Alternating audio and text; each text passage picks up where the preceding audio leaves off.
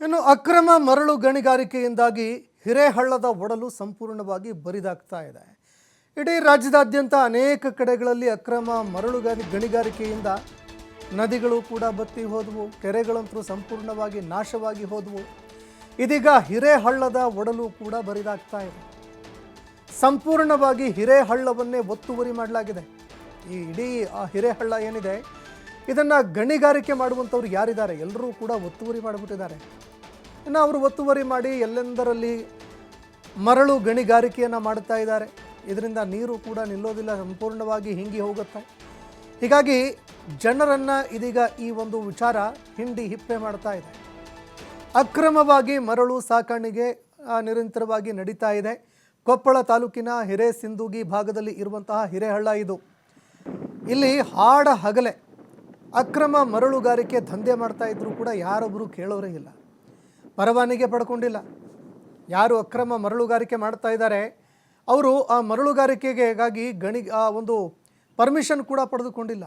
ಬೇಕಾಬಿಟ್ಟು ಯಾರಿಗೆ ಬೇಕು ಅವರು ಬರ್ತಾರೆ, ಯಾರು ಮಾಫಿಯಾದವರಿದ್ದಾರೆ ಅವರು ಬರ್ತಾರೆ, ಮರಳು ಸಾಗಾಟ ಮಾಡ್ತಾ ಇದ್ದಾರೆ ಅನ್ನುವಂತಹ ಒಂದು ಆರೋಪ ಕೇಳಿಬರ್ತಾ ಇರುವಂಥದ್ದು. ಹಳ್ಳದ ಒಡಲನ್ನು ಬಗೆದು ಫಿಲ್ಟರ್ ಮಾಡಿ ಮರಳು ಸಾಗಾಣಿಕೆ ಮಾಡಲಾಗ್ತಾ ಇದೆ. ದೃಶ್ಯಾವಳಿಯಲ್ಲಿ ನೋಡ್ತಾ ಇದ್ದೀರಿ. ಇದಕ್ಕೊಂದು ಸಿಸ್ಟಮ್ಮೇ ಮಾಡ್ಕೊಂಡು ಬಿಟ್ಟಿದ್ದಾರೆ. ಈ ಅಕ್ರಮ ಮರಳುಗಾರಿಕೆ ಮಾಡೋದಕ್ಕಂತಾನೆ ಒಂದು ಬಹುದೊಡ್ಡ ಸಿಸ್ಟಮನ್ನೇ ಮಾಡ್ಕೊಂಡ್ಬಿಟ್ಟಿದ್ದಾರೆ. ಹಿರೇಹಳ್ಳದಲ್ಲಿ ದೊಡ್ಡ ಗುಂಡಿಗಳನ್ನು ಅಗೆದು ಮರಳನ್ನು ಫಿಲ್ಟರ್ ಮಾಡಿ ಅದನ್ನು ಟಾಸ್ಕ್ ಫೋರ್ಸ್ ಸಮಿತಿ ಕೂಡ ಈಗ ನಿರ್ಲಕ್ಷ್ಯ ಮಾಡ್ತಾ ಇರುವಂಥದ್ದು ದೃಶ್ಯಾವಳಿಯಲ್ಲಿ ನೋಡ್ತಾ ಇದ್ದೀರಿ. ಮರಳನ್ನು ಅಗಿತಾರೆ, ಫಿಲ್ಟರ್ ಮಾಡಿ ಅದನ್ನು ಆರಾಮಾಗಿ ಸಾಗಾಟ ಮಾಡ್ತಾ ಇದ್ದಾರೆ. ಎಷ್ಟರ ಮಟ್ಟಿಗೆ ಅಂದರೆ ಒಂದು ದೊಡ್ಡ ಮಾಫಿಯಾ ತಲೆ ಎತ್ತುಬಿಟ್ಟಿದೆ. ಆದರೂ ಕೂಡ ಟಾಸ್ಕ್ ಫೋರ್ಸ್ ಸಮಿತಿ ಏನಿದೆ ಅದು ಕಣ್ಣು ಮುಚ್ಚಿ ಕುಳಿತುಕೊಂಡು ಬಿಟ್ಟಿದೆ. ನಮಗೆ ಇದಕ್ಕೆ ಸಂಬಂಧನೇ ಇಲ್ಲ. ಟಾಸ್ಕ್ ಫೋರ್ಸ್ ಅಧಿಕಾರಿಗಳೇನಿದ್ದಾರೆ ಅವರ ಗಮನಕ್ಕೆ ತಂದರೂ ಕೂಡ ಈ ಬಗ್ಗೆ ಕ್ರಮ ಕೈಗೊಳ್ಳೋದಕ್ಕೆ ಅಧಿಕಾರಿಗಳು ಮುಂದಾಗ್ತಾ ಇಲ್ಲ. ಅಧಿಕಾರಿಗಳೂ ಕೂಡ ಇದರಲ್ಲಿ ಶಾಮೀಲಾಗಿದ್ದಾರೆ. ಅವರ ಜೇಬಿಗೂ ಕೂಡ ಏನು ಹೋಗಬೇಕು ಅದು ಹೋಗ್ತಾ ಇದೆ. ಅದಕ್ಕೆ ಅಧಿಕಾರಿಗಳೂ ಕೂಡ ಎಷ್ಟು ಬೇಕಾದರೂ ಬಗೆದು ಕೊಡ್ರಪ್ಪ ಅಂತ ಅವರು ಕೂಡ ಸುಮ್ಮನೆ ಕುಳಿತುಕೊಂಡಿದ್ದಾರೆ ಅನ್ನುವಂತಹ ಮಾಹಿತಿಗಳು ಲಭ್ಯವಾಗ್ತಾ ಇದೆ.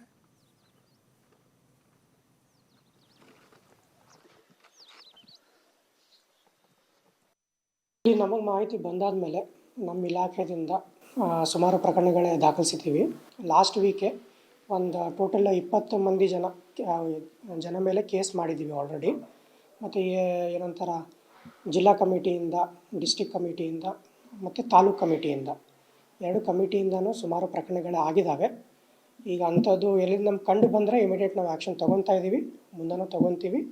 ಆ ರೀತಿ ಆಗ್ಲದಂಗೆ ಬಿಡ್ತೀವಿ. ಟೋಟಲ್ ಈಗ ಪ್ರೆಸೆಂಟ್ ಇದು ನಮ್ಗೆ ಇನ್ಫಾರ್ಮೇಷನ್ ಬಂದಾದಮೇಲೆ ಸುಮಾರು 20 ಮಂದಿ ಮೇಲೆ ಕಂಪ್ಲೇಂಟ್ ಆಗಿದೆ.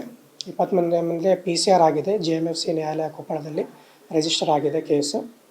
ಅದು ಪ್ರಕರಣ ನಡೀತಾ ಇದೆ. ಇಲ್ಲ, ಅಲ್ಲಿಗೆ ಸದ್ಯಕ್ಕೆ ನಡೀತಾ ಇಲ್ಲ. ನಮ್ಮವ್ರು ಅಲ್ಲೇ ಇದ್ದಾರೆ, ಸ್ಪಾಟಲ್ಲೇ ಇದ್ದಾರೆ, ಅಲ್ಲಿ ಎಲ್ಲ ನೋಡ್ಕೊತಾ ಇದ್ದಾರೆ. ಯಾವುದೇ ರೀತಿಯಾಗಿ ಇವತ್ತು ನಡೀತಾ ಇಲ್ಲ. ಇಲ್ಲಿ ನಮಗೆ ಮಾಹಿತಿ ಬಂದಾದ ಮೇಲೆ ನಮ್ಮ